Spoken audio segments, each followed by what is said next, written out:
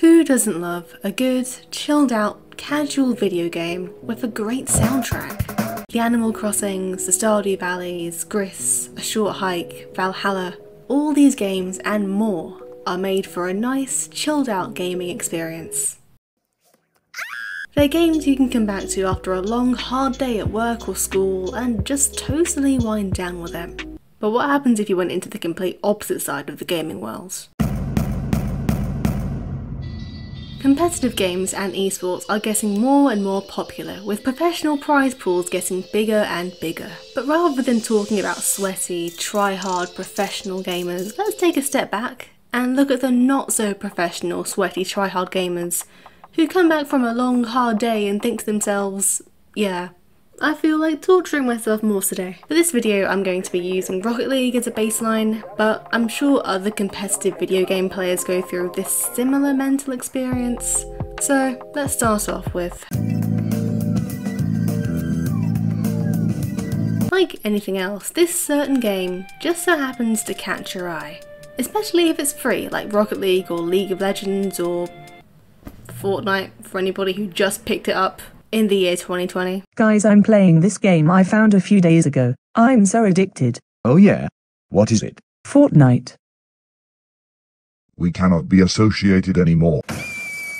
Listen, there are people who protest about pieces of cloth. Anything can happen, honestly. I don't so you get it, hop into a game, and you find that it's quite fun. It's a lot different from insert game genre you usually play here. So it's a refreshing change for you. Sure, you're not good. You can barely do anything, you don't know what's going on. But it's still fun. 5 hours into your play session and, Mum, look, I hit the ball. You earned a platinum medal. As you find yourself sinking more and more time into this game, well, not too much time, that comes later, you start to wonder if there's a community for this game. Well...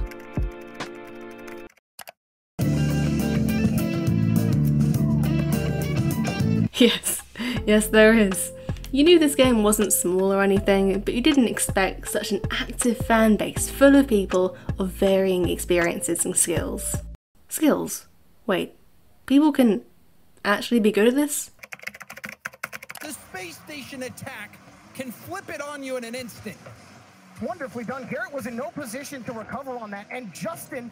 Wait, people actually play this professionally? Oh my god! I want to try. You've just found a whole rabbit hole of content to do with your newfound game. From the game's lore, to tournaments, to content creators that make videos about it on the regular, you've stumbled across something that's far deeper than just this game. You've found out that you can actually get good. Now you're at the stage where you're learning how to play this game properly. Rather than playing in casual playlists, you start to go into competitive ones. You start watching videos made by content creators on the regular. You watch high-level gameplay to see where you're going wrong in your own gameplay. Overall, you're in competition with yourself. You want to get better at this game. You're becoming more competitive. That's not really what you expected when you first started to play this game, and you didn't think you'd be that type of person. But here we are, 4 AM, and you're still learning how to hit the ball.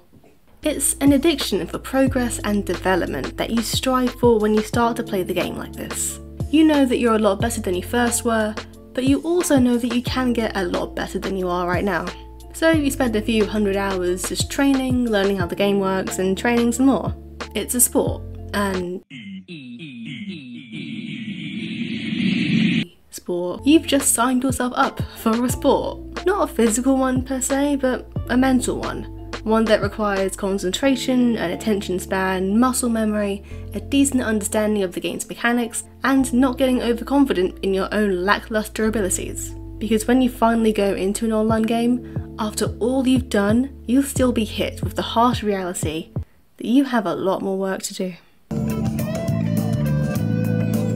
You'll realise that you're not a beast at this. No matter how much time you put into training, no matter how many games you win, you'll always lose some, which some people don't understand, and this is where you meet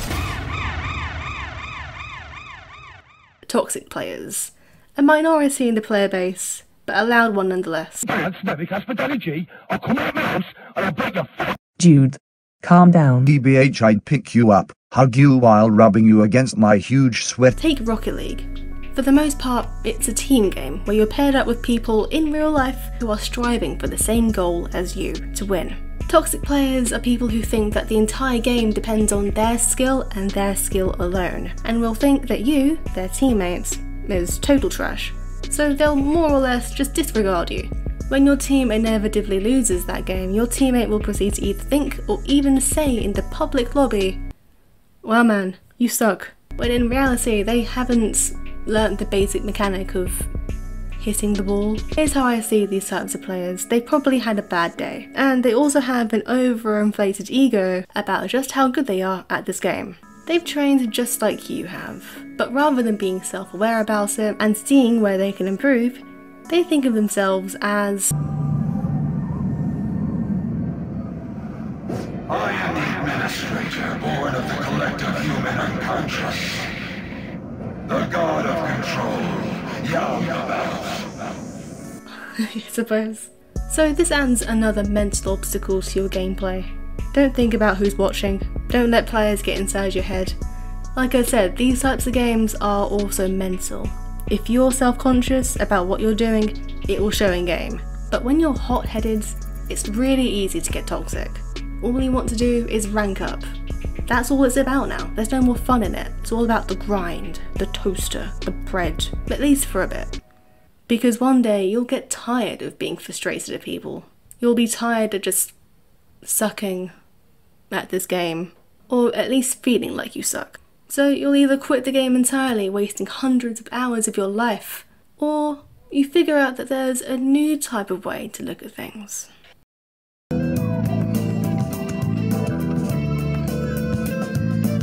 You'll learn how to have fun again while being competitive in a casual way. You'll find training fun, enjoying the fact that you're actually getting better, enjoying the fact that you're understanding the mechanics more and more. You'll play actual online games, and rather than getting mad at the fact that you've lost, you take a step back and you see where you can improve. Overall, your heart gets a little bit lighter because you're not being toxically competitive. But how did you get here? Well, you just stopped obsessing about winning. You stopped obsessing over the hurry to get to the top. It's an obvious resolution, but it's easy to forget when you're caught up in the addiction to improvements, TM. You remember that you downloaded this game to have fun, and now that you know that that's just what it's all about, you realise that there's no rush in getting better. Everybody works at their own pace, and even if you don't get to the top, as long as you're improving just a little bit, that's all that matters to you. You have become wise, young grasshopper. Moral of the story: competitive games are a mental sport. It takes the competitive mentality of real-life sports and puts it into a screen. It's a more intimate look and experience into that mindset. It may not be for everybody, but it could be for an unlikely person like you and me. Oh, also be prepared to know that you'll still always suck.